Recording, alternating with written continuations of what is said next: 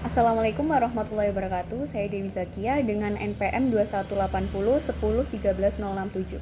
Di sini saya akan membuat refleksi mengenai materi menjelajahi makna know and do matematika.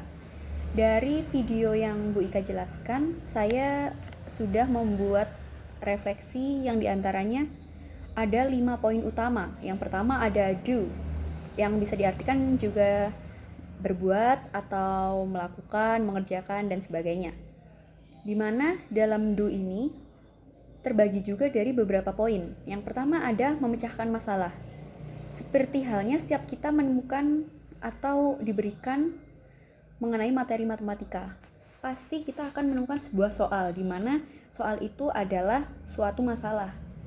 Nah, pada masalah itu pastinya untuk mengerjakannya kita harus memecahkan permasalahan itu. Nah, di sini kita sebagai guru menyuruh para peserta didik untuk memecahkan masalah tersebut dengan mencari caranya dan menjawab pertanyaannya secara benar. Seperti itu. Yang kedua ada menerapkan pendekatan atau strategi. Di sini seorang guru itu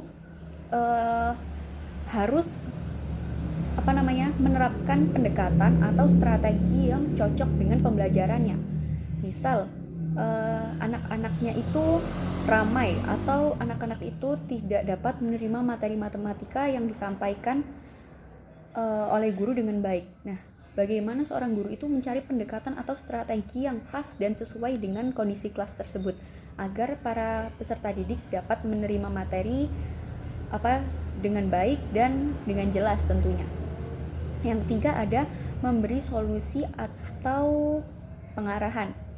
Nah, di sini guru selain hanya mengajarkan, guru juga harus memberikan solusi atau pengarahan. Jadi, seumpamanya sudah ada anak yang menyelesaikan sebuah permasalahan atau soal pada matematika. Nah, ini kadang ada anak yang menjawab salah atau benar. Nah, di sini peran seorang guru harus memberikan solusi. Jadi, ini kenapa kok kamu bisa memilih cara A sedangkan bisa memakai cara B dan itu lebih mudah, lebih pendek caranya atau sebagainya. Jadi seorang guru harus memberikan solusi yang sekiranya juga solutif dan juga memberikan jawaban yang tepat, seperti itu. Terus yang keempat ada memeriksa apakah jawaban atau solusi yang kita jawab itu masuk akal atau sudah tepat. Nah, jadi setelah tahap 1, 2, dan 3, kita pasti ada tahap keempat, yaitu memeriksa. Seperti halnya saat kita mengerjakan ujian. Pastikan setelah kita membaca, memikirkan apa yang harus dilakukan, kita harus memakai cara apa, pastikan kita juga harus memeriksa. Atau kayak mengevaluasi apakah ini benar jawabannya dengan cara seperti ini, apakah nanti solusinya itu tepat. Nah, seperti itu. Jadi kita juga harus mengecek ulang dan memeriksa kembali solusi dan jawaban yang telah kita tuliskan atau kita ucapkan, seperti itu. Terus ada poin utama yang kedua, yaitu matematika sendiri.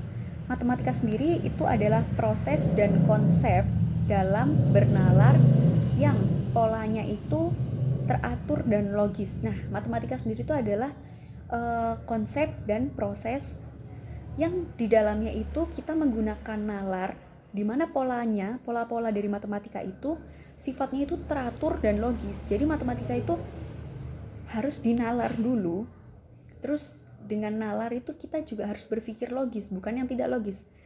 Nah, karena saat kita sudah bernalar atau berpikir secara logis dengan pola-pola yang teratur, itu pasti kita juga akan menjalankan yang namanya proses. Di situ juga kita harus memahami konsep dan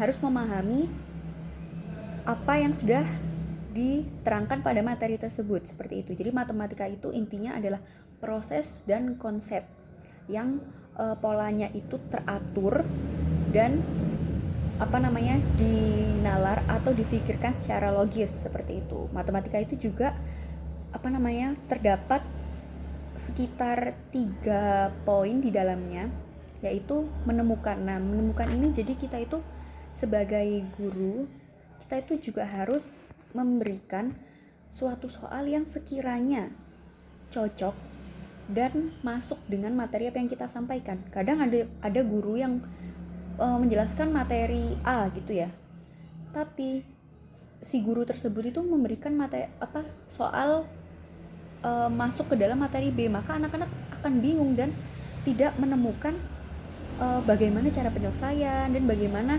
cara menalarnya itu. Nah, jadi seorang guru itu harus pintar-pintar dalam memberi contoh dan pintar-pintar mengkaitkan dengan materinya. Jadi menerapkan prinsip-prinsip atau strategi yang cocok juga biar si peserta didik itu menerima materinya gitu. Nah, di peserta didik juga itu dalam matematika itu dituntut untuk menemukan pemecahan masalahnya seperti itu.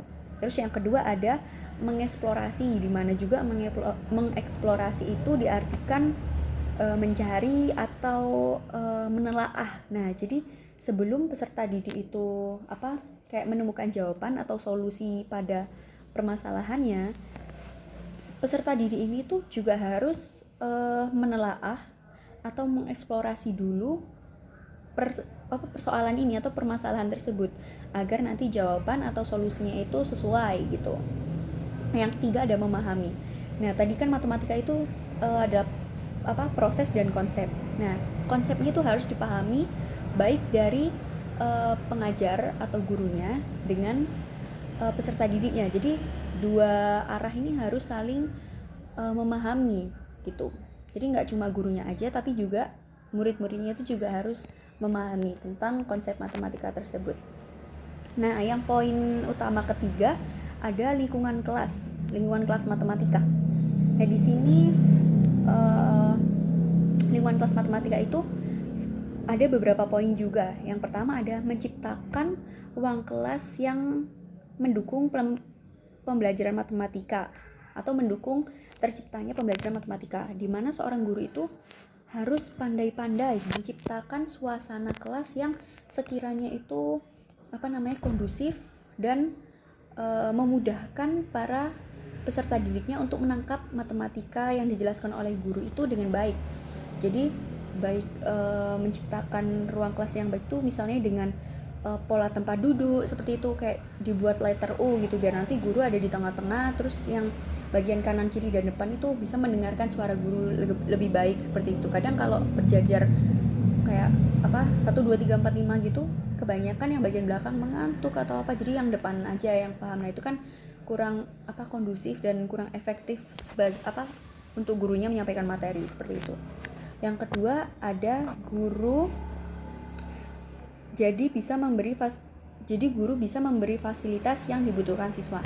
Nah, di sini guru juga selain mengajar, guru juga sebagai fasilitator untuk para siswanya seperti itu. Yang ketiga, dalam matematika itu terkandung beberapa elemen seperti pengambilan resiko, terus nalar atau difikirkan gitu. Terus yang ketiga ada berkomunikasi, di mana pengambilan resiko ini seperti kayak pemecahan masalah ya. Pemecahan masalah nanti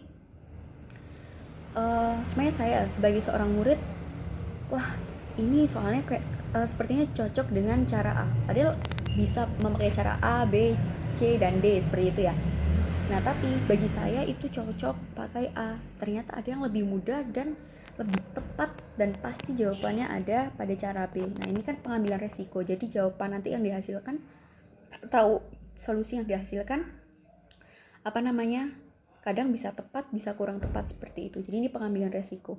Lalu yang kedua kan nalar. Nah, di mana nalar ini kita berpikir, nah ini saya harus mengambil yang mana, nanti kalau saya mengambil A seperti ini, kalau mengambil B seperti ini. Nah, seperti itu. Jadi dinalar dulu, difikirkan dulu dengan matang.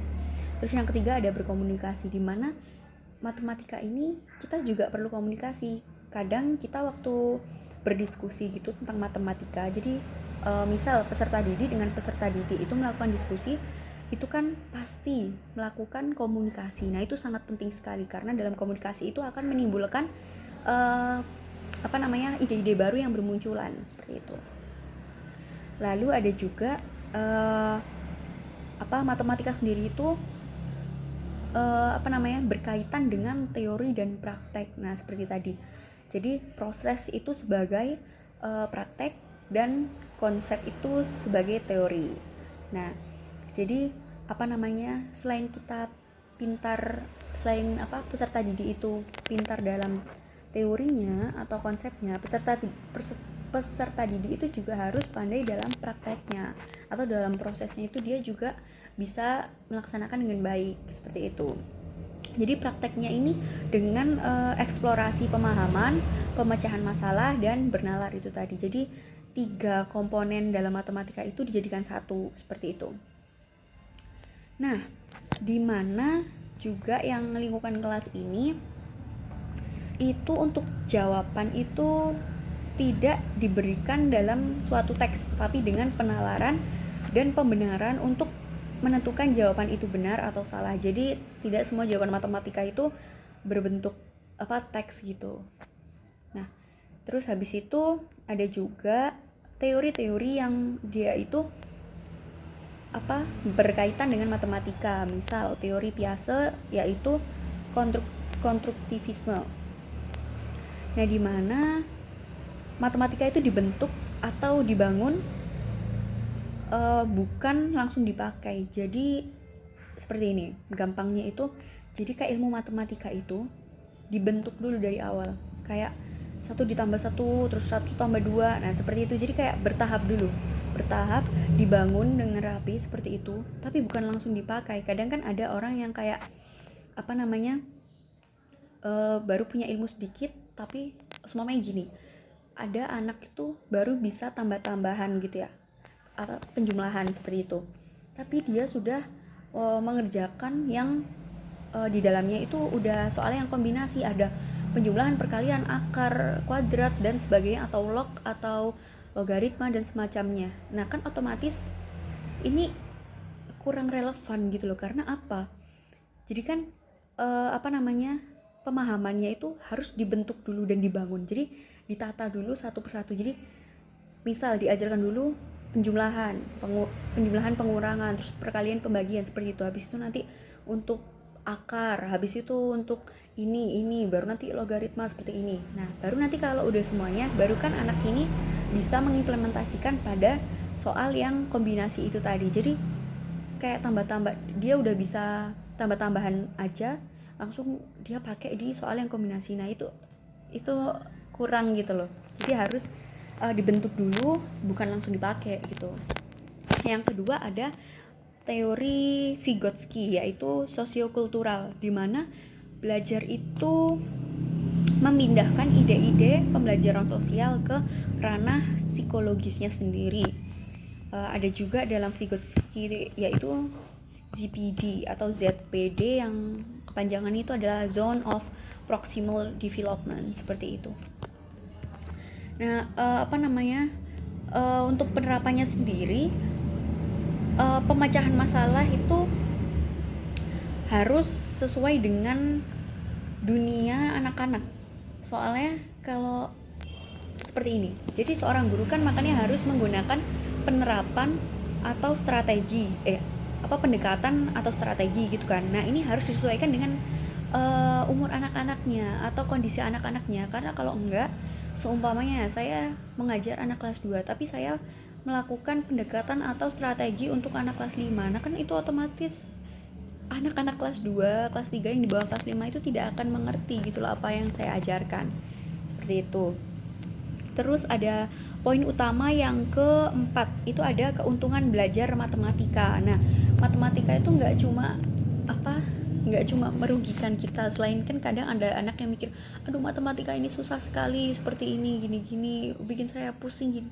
Nah, selain kayak minusnya gitu, pasti ada kelebihannya juga.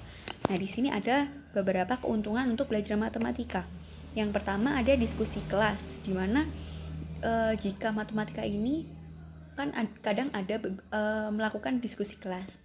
Nah, pada diskusi kelas itu sangat membantu kognitif para murid-murid atau peserta didik, di mana diskusi kelas ini berkaitan dengan menyelesaikan masalah. Jadi kadang kan waktu berdiskusi kelas gitu, ada anak-anak yang seumpamanya dia kurang mengerti gitu ya, dia tanya, ini bagaimana ya caranya yang ini, terus kalau pakai cara yang ini bisa nggak? Nah ini kan sama aja dia kayak mencoba menyelesaikan masalah seperti itu, penyelesaian masalah.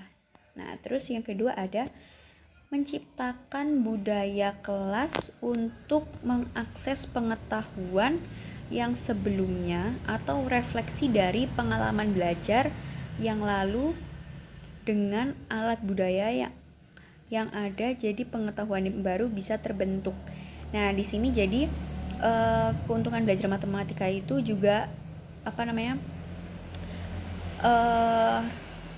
kita sebagai guru itu juga harus merefleksikan dari pengalaman belajar yang lalu-lalu gitu kepada peserta didiknya. Nanti guru itu juga menggunakan alat budaya yang yang sekiranya bisa membangun pengetahuan yang baru gitu. Jadi pengetahuan yang lama itu tidak terlupakan, tapi tetap dipupuk, akhirnya terbentuklah suatu pengetahuan baru. Nah ini didukung dengan alat-alat budaya yang memadai atau yang cocok dengan pembelajarannya, agar ilmu baru itu akhirnya terbentuk seperti itu. Terus ada juga pendekatan berbasis masalah atau inquiry, di mana siswa itu akan aktif untuk mengeksplorasi pengetahuan mereka sendiri, dan mereka akan mengasimilasi atau pembaharuan, atau bisa juga memperbarui dan mengakomodasi pengetahuan baru. Lalu ada juga diskusi dan interaksi kelas. Nah ini nggak beda jauh seperti yang diskusi kelas itu tadi. Jadi berkaitan dengan penalaran dan akan mendapatkan ide-ide baru. Nah jadi kan ada kadang pada diskusi kelas tuh ada anak yang lebih pintar atau lebih mengerti tentang matematika, ada yang kurang mengerti dalam matematika, dimana nanti bisa saja anak yang lebih mengerti matematika itu akan menyampaikan ide-idenya. Nah tapi juga ada anak yang biasa-biasa saja tapi dia juga memiliki ide. Nah itu kalau juga dikatakan atau dilontarkan, pasti kan banyak ide-ide baru yang bermunculan seperti itu. Terus kadang pada ide-ide baru itu terjadi suatu ketidakseimbangan, karena kadang ada yang tidak menerima atau kadang ada yang tidak mengerti mengenai ide-ide baru tersebut gitu. Jadi guru itu bagaimana caranya itu harus memberikan dorongan atau membantu siswanya itu dengan memberikan pertanyaan-pertanyaan penyelidikan untuk memberi stimulus atau rangsangan agar si anak ini itu tadi bisa bernalar untuk memecahkan masalah itu, seperti itu. Terus ada juga suatu kesalahan itu harus dianggap sebagai kesempatan untuk belajar. Nah dimana jadi kayak seperti kalau pada umumnya kan ada juga yang bilang pengalaman itu sebagai guru terbaik seperti ini itu. Nah ini juga kesempatan itu jangan kesalahan itu jangan untuk diratapi atau anggap saja itu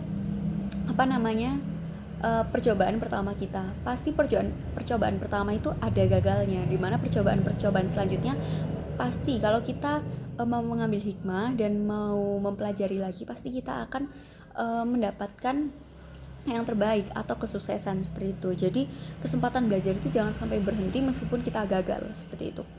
Lalu yang selanjutnya ada pemahaman relasional, ya ini dapat mengkomunikasikan dengan baik, yakni dengan bentuk diagram, bahkan memperkirakan ukuran, di mana pemahaman relasional itu mengajar konsep dengan banyak representasi, misalnya itu dengan gambar, terus suatu objek atau hal-hal yang berkaitan dengan konten atau materi yang sedang diajarkan. Juga bisa dengan benda fisik, misal kacang 5, terus perhitungan, bisa juga sempoa, itu juga bisa. Terus poin utama yang terakhir, yakni yang kelima, ada 5 bidang mahir matematika. Yang pertama ada pemahaman konseptual, yang kedua ada kefasihan prosedural, yang ketiga ada kompetensi strategis, yang keempat ada penalaran adaptif, dan yang kelima atau yang terakhir disposisi produktif. Nah, ini adalah refleksi saya dari materi menjelajahi makna know and do matematika. Maaf jika terlalu panjang atau banyak berisik-berisik gitu Bu, soalnya rumah saya ada di pinggir jalan dan ini juga bertepatan dengan malam minggu. Jadi terima kasih, sekian dari saya. Wassalamualaikum warahmatullahi wabarakatuh.